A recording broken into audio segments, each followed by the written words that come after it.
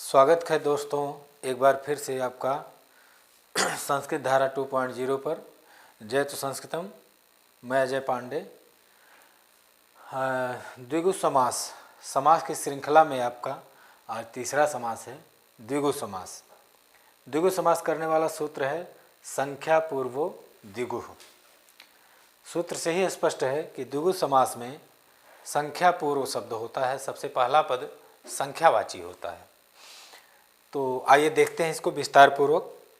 इसकी परिभाषा ही है कि जिस समास में पहला पद संख्यावाची हो वहाँ कौन सा समास होता है?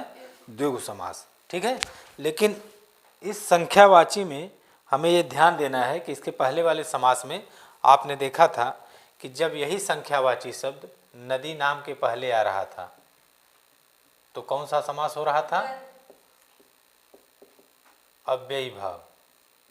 ठीक है, जैसे नदी नाम के पहले अगर कोई संख्यावाची पद आ रहा था तो वहाँ कौन सा समास हो रहा था?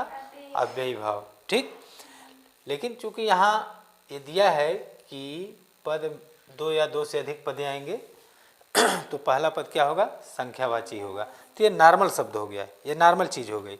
लेकिन वही संख्यावाची पद अगर नदियों के नाम के पहले आ जाए तो वहाँ अव्ययी भाव हो जाएगा। ठीक है, दूसरी चीज़, मान लीजिए यही संख्यावाची पद, यही संख्या वाला शब्द किसी ऐसे शब्द के साथ आ जाए कि जो कि किसी तीसरे व्यक्ति का नाम बताए या तीसरे व्यक्ति की विशेषता बताए तो वहाँ बहुव्रीहि समास हो जाएगा। ठीक है, तो फिलहाल इसको हम बाद में देखते हैं, सबसे पहले द्विगु समास को ही समझ लीजिए।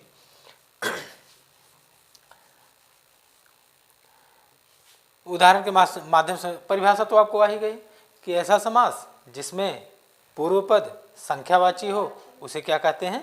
द्विगु समास कहते हैं। जैसे इसका उदाहरण है पंचवटी। पंचवटी तो क्या होगा? इसका विग्रह क्या होगा? पंचानाम, पंचानाम वटानाम समाहार। ठीक, पंचानाम वटानाम समाहार क्या अर्थ होगा? 5 वट वृक्षों का समाहार माने समूह। पंचगवम, पंचगवम का क्या होगा? पंचानाम गवानाम समाहार माने 5 गायों का समूह। आप यहाँ देख रहे हैं कि समाहार माने समूह बता रहा है। ठीक है ना, 5 गायों का समूह, 5 वट वृक्षों का समूह, अष्टाध्यायी, अष्टानाम अध्यायानाम समाहार, अष्टाध्यायी क्या हो जाएगा इसका? अष्टानाम अध्यायानाम समाहार। ठीक है, अष्टानाम अध्यायानाम समाहार। तो इसमें आप देख रहे हैं ना, पंचवटी में पहला पद क्या है? संख्यावाची। पंचगवम में पहला पद क्या है? संख्यावाची। अष्टाध्यायी में पहला पद क्या है? संख्यावाची। अर्थात ऐसा समास जिसमें पहला पद क्या होना चाहिए? संख्यावाची होना चाहिए। तो वहाँ कौन सा समास हो जाएगा? द्विगु समास। अब इसकी शर्त है कुछ कि यही संख्यावाची शब्द अगर ऐसे ऐसे ऐसे शब्दों के साथ आ जाए तो वहाँ ये समास हो जाए, हर जगह द्विगु नहीं होगा। ठीक है ना। अब यही संख्यावाची शब्द देखिए, नदियों के नाम के पहले आपने पढ़ा था ना पिछले, गंगा शब्द के पहले अगर आ जाए पंच, मतलब नदी के नाम के पहले अगर पंच या सट सप्त अष्ट नव 10 जो भी आ जाए संख्यावाची शब्द होना चाहिए। तो यहाँ कौन सा समास हो गया? अव्ययी भाव समास। और किस लिंग में बनेगा? नपुंसक लिंग में। ये पंचगंगा ना होकर के क्या बन जाएगा? पंचगंगम, ये बनेगा ना। मान लीजिए कोई ऐसा शब्द संख्यावाची आ जाए किसी दूसरे शब्द के साथ, वो तीसरे शब्द की विशेषता बताए तो वहाँ बहुव्रीहि है। इसका उदाहरण देख लीजिए, जैसे दशानन है।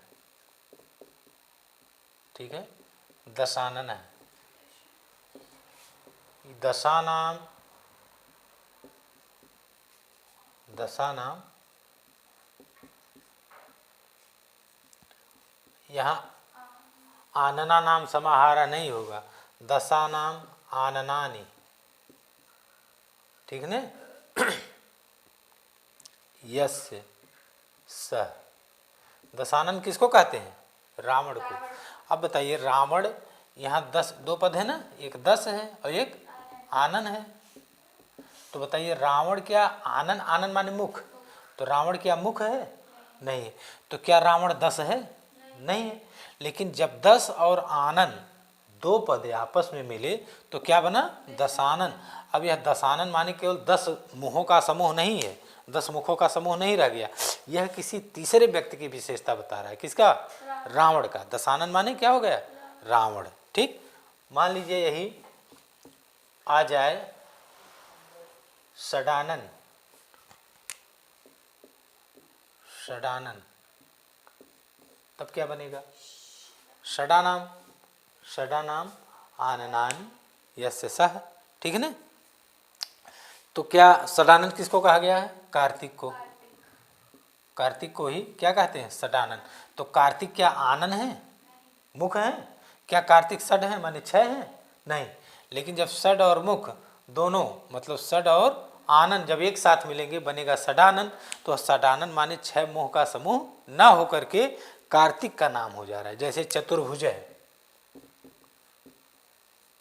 चतुर्भुज है,